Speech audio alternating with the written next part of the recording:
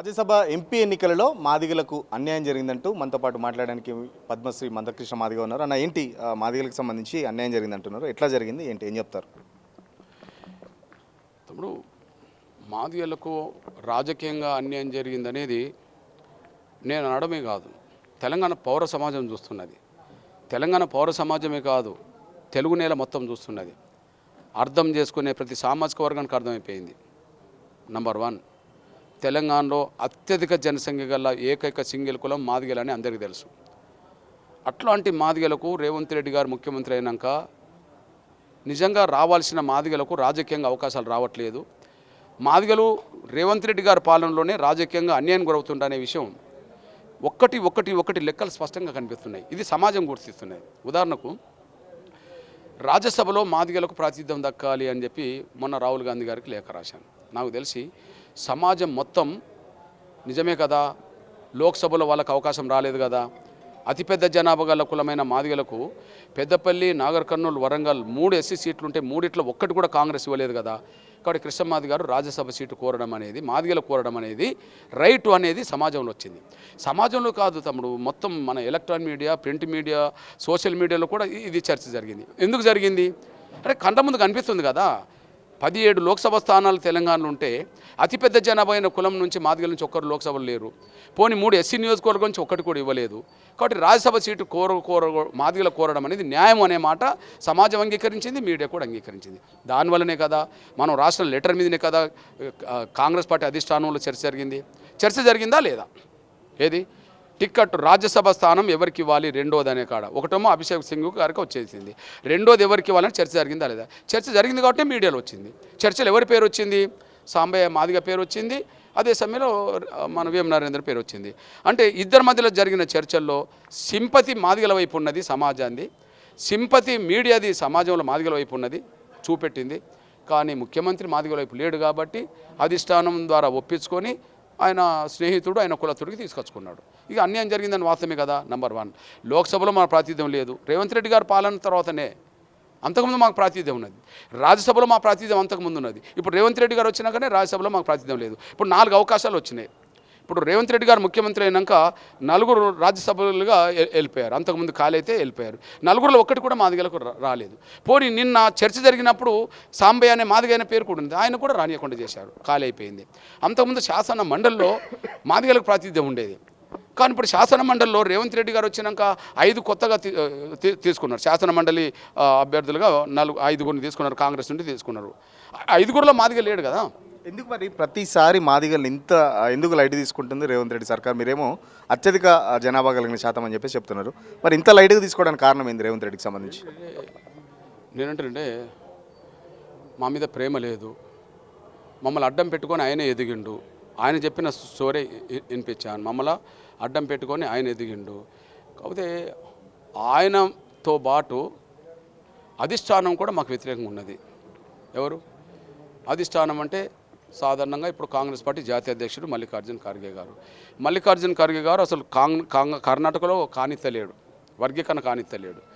ఇక్కడ తెలంగాణలో మా పర్సెంటేజ్ తగ్గించడానికి రేవంత్ రెడ్డి గారిని ఒత్తిడి తీసుకొస్తే రేవంత్ రెడ్డి గారు వాళ్ళకు ఒత్తిడి తొలగి మా పర్సెంటేజ్ కూడా తగ్గించడం జరిగింది. నేను ఏం చెప్పదలుచుకుంది ఏంటంటే, రేవంత్ రెడ్డి గారు మాతో సహకారం తీసుకొని వచ్చాడు. కానీ మళ్ళీ అక్కడ అధిష్టానంకి సంబంధించిన మల్లికార్జున ఖర్గేకే చెప్పిన మాటిని మాకు ద్రోహం చేస్తున్నాడు. సింపుల్. ఏం చెప్తాను మరి వరుసగా ఇట్లా మీకు ఇక్కడ శాసనసభలో కానీ శాసన మండలిలో కానీ, ఇప్పుడు లోక్సభలో అయితే ప్రాతినిధ్యం లేదు, రాజ్యసభలో కూడా లేదు. అసలు ఎందుకు సింగ్విని ఎందుకు తీసుకొచ్చినట్టు? మన తెలంగాణకు సంబంధించి లేరా, ఎవరు లేరా కాంగ్రెస్ పార్టీలో కానీ లేకపోతే బయట కానీ చాలామంది ఉంటారు కదా. అధిష్టానం కోటలో ఒకటి సింగ్వి కొట్టుకోపోయిన పరిస్థితి, ఇంకొకటేమో రేవంత్ రెడ్డి కోటాలో వెళ్ళిపోయింది. మరి ఎట్లా చూస్తారు మరి? అధిష్టానం వాళ్ళకు ఒక అభ్యర్థి వాళ్ళకు కావాలి కాబట్టి వాళ్ళు తీసుకున్నారు. రేవంత్ రెడ్డి తన కులతుడు కాబట్టి ఈయన తీసుకున్నాడు. కాబట్టి విస్మరించింది ఎవరినంటే మాదిగలు విస్మరించడం జరిగింది. నేనంటే మాకు ఈ ఆవేదన ఉన్నది, మాకు అన్యాయం జరిగిందని సమాజం గుర్తిస్తున్నది. ఎంఆర్పిఎస్ ఉద్యమం మీద, ఎంఆర్పిఎస్ లేవనెత్తే అంశాల మీద సమాజంలో సింపతి ఉంటుంది, సమాజం ఆలోచిస్తుంటుంది. కారణం ఏంటంటే నిజమే కదా, వాళ్ళకి అన్యాయం జరిగిందే కదా ఆయన చెప్తున్నది అని చెప్పి కదా. మాకు సమాజం ఉండడానికి కారణం మేము అదనంగా కోరుకునేది కాదు, మాకు రావాల్సిందే కోరుకుంటున్నాం.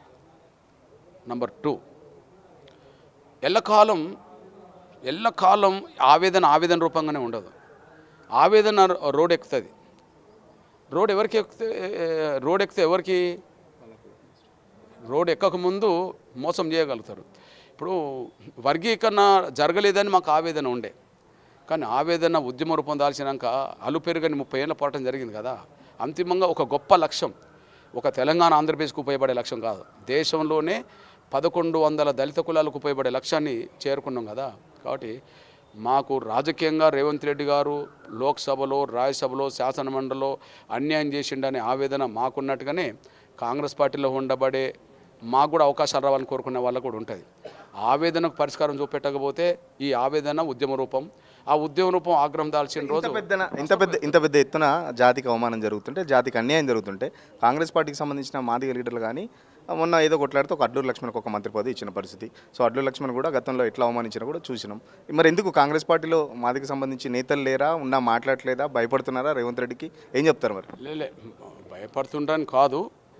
ఇప్పుడు అంతో ఎంతో అడ్లూరు లక్ష్మణ్కు మంత్రి పదవి రావాలనుకున్నప్పుడు ఎంఆర్పిఎస్ బయట ఎట్లయితే కొట్లాడింది, కానీ లోపల ఉండబడే మాదిగ ఎమ్మెల్యేలు కూడా ఏకతాటి నిలబడి ఖచ్చితంగా మా కులానికి ఎవరికి ఇచ్చినా మాకు సంతోషమే అని చెప్పి ఏకతాటి నిలబడి అప్పుడు కూడా అన్నది.